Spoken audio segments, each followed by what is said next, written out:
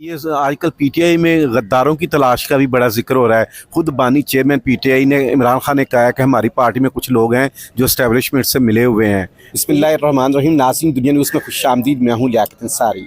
पाकिस्तान के सियासी मंजरनामे पर हर नज़र नवाज शरीफ की तरफ उठ रही है कि क्या नवाज शरीफ कुछ करने जा रहे हैं, क्या नवाज शरीफ कोई लबशाही ऐसी करने जा रहे हैं जिसके लिए अपोजिशन को टफ टाइम मिले, या मासी में जो उनके ख़िलाफ़ फ़ैसले करने वाले किरदार थे उनको टफ टाइम मिले।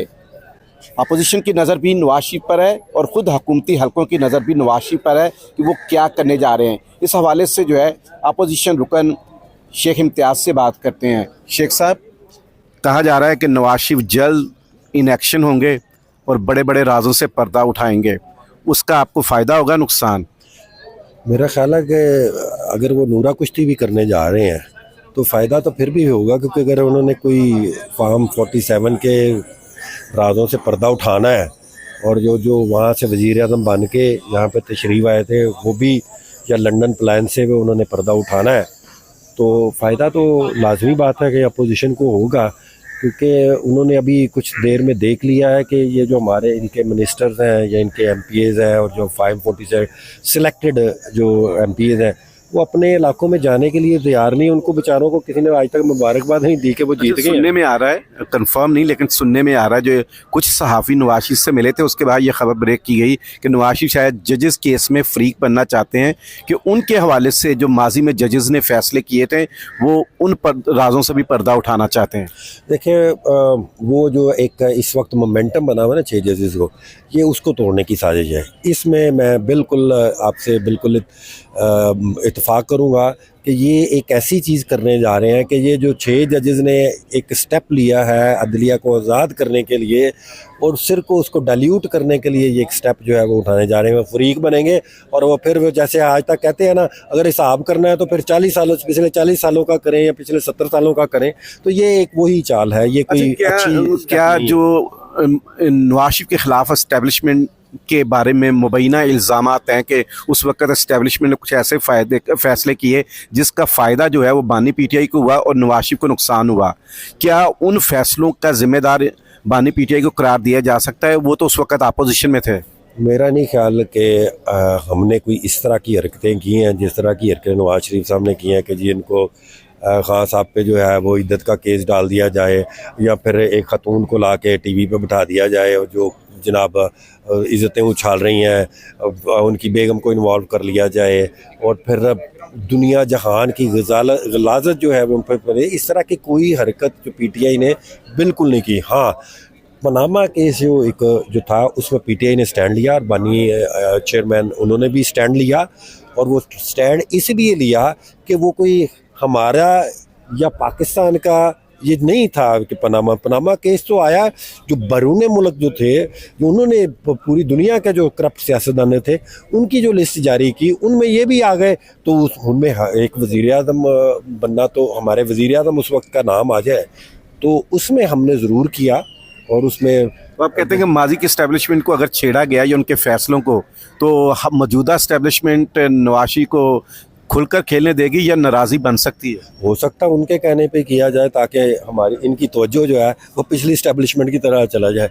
हमारे मुल्क का अलमिया यही है कि जो करंट इशू होता है उसको डाइल्यूट करने के लिए कोई ना कोई नया इशू जो है वो तलाश किया जाए। इस वक्त करंट इशू ये है। तलाश की बात की है, आजकल पीटीआई में गद्दारों की तलाश का भी बड़ा जिक्र हो रहा है। खुद बानी चेयरमैन पीटीआई ने इमरान खान ने कहा है कि हमारी पार्टी में कुछ लोग हैं जो एस्टेब्लिशमेंट से मिले हुए हैं।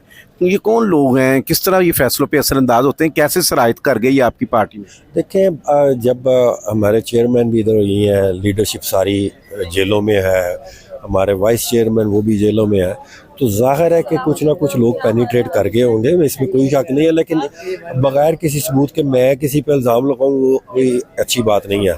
खान साहब ने ये कहा है और इस कुछ चीज़ों से नज़र भी आता है कि वो हमारे फैसलों पे असरअंदाज होने की कोशिश करते हैं। वो कौन लोग हैं जो असरअंदाज होते हैं, कोई इतना तो पता लगा होगा? फॉर एग्जांपल यही इधर भी ले ले, या पंजाब असम्बली में ले ले, या फॉर एग्जांपल कौन नाम कौमी असम्बली में ले ले, कौन नाम? तो मुझे वो अपोजिशन इस तरह जो है वो नज़र नहीं आ रही जिस तरह की होनी चाहिए। जो कहीं भी जगह पर कौमी असम्बली में पहले बड़ी ज़बरदस्त अपोजिशन हुई है, ठीक है। पंजाब असम्बली में पंजाब असम्बली में अच्छी पोजीशन जा रही है। हमने हर दफ़ा यहाँ पे एहतजाज भी करते हैं, यहाँ पे हर जगह करते हैं। ऊपर भी मेरा ख्याल है कि शायद उन्होंने ब्रेक ली है। अभी अभी इंशाल्लाह जब नए ये जलसों का जो फैसला है पंजाब में कर पाएंगे आप जलसे?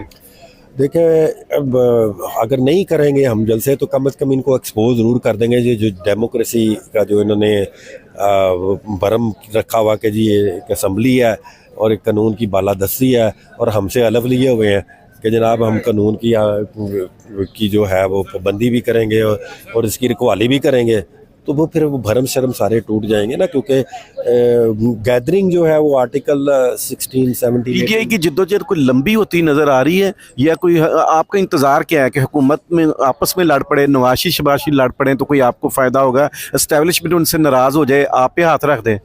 नहीं, ये बात नहीं है। ये कभी भी नहीं लड़ेंगे। ये अगर कुछ करेंगे भी तो नूरा कश्ती करेंगे, ये बिल्कुल नहीं लड़ेंगे। नून लीग से शीन लीग नहीं निकलेगी? नहीं, ये निकलेगी भी तो किसी मकसद के लिए निकलेगी ना। अब इनको जुतियां पड़ रही हैं मोहल्लों में, गलियों में महंगाई की वजह से। तो जैसे पहले शहबाज शरीफ को थोड़ी देर के लिए छुपा के नवाज शरीफ को वज़ीर आज़म बनाने के लोगों को ख्वाब दिखाए, उसकी वजह से कुछ वोट पड़ गए, इनको 19-20 सीटें मिल गई। तो अब ये वो कह रहे हैं कि ये जो 19-20 सीटें हैं इनको बचाओ, कोई एंटी एस्टेब्लिशमेंट जो है वो कोई गुड कॉप बैड कॉप? जी बिल्कुल, ये बिल्कुल नहीं है। ये क्योंकि करप्ट लोग जो होते हैं वो खान साहब ने आज से 25-30 साल पहले ही कह दिया था, 25 साल पहले ही कह दिया था कि ये सब इकट्ठे होंगे क्योंकि इनका एजेंडा एक है। आप खुद देखें कि इतना खूबसूरत मुल्क है, यकीन करें कि इतना ज़रखेज़ मुल्क है, मादनियात से भरा हुआ मुल्क है और गरीब मुल्क है। ये क्या वजह है? हम अपनी मर्जी से तेल नहीं निकाल सकते। तेल निकालना हमें नहीं इजाज़त। अब ये आजकल पीटीआई में गद्दारों की तलाश का भी बड़ा जिक्र हो रहा है। खुद बानी चेयरमैन पीटीआई ने इमरान खान ने कहा है कि हमारी पार्टी में कुछ लोग हैं जो एस्टेब्लिशमेंट से मिले हुए हैं। तो ये कौन लोग हैं, किस तरह ये फैसलों पे असरअंदाज होते हैं, कैसे शराइत कर गई आपकी पार्टी में? देखें, जब हमारे चेयरमैन भी इधर ही हैं, लीडरशिप सारी जेलों में है, हमारे वाइस चेयरमैन वो भी जेलों में है, तो जाहिर है कि कुछ ना कुछ लोग पेनिट्रेट कर गए होंगे, इसमें कोई शक नहीं है। लेकिन बगैर किसी सबूत के मैं किसी पे इल्ज़ाम लगाऊं वो कोई अच्छी बात नहीं है।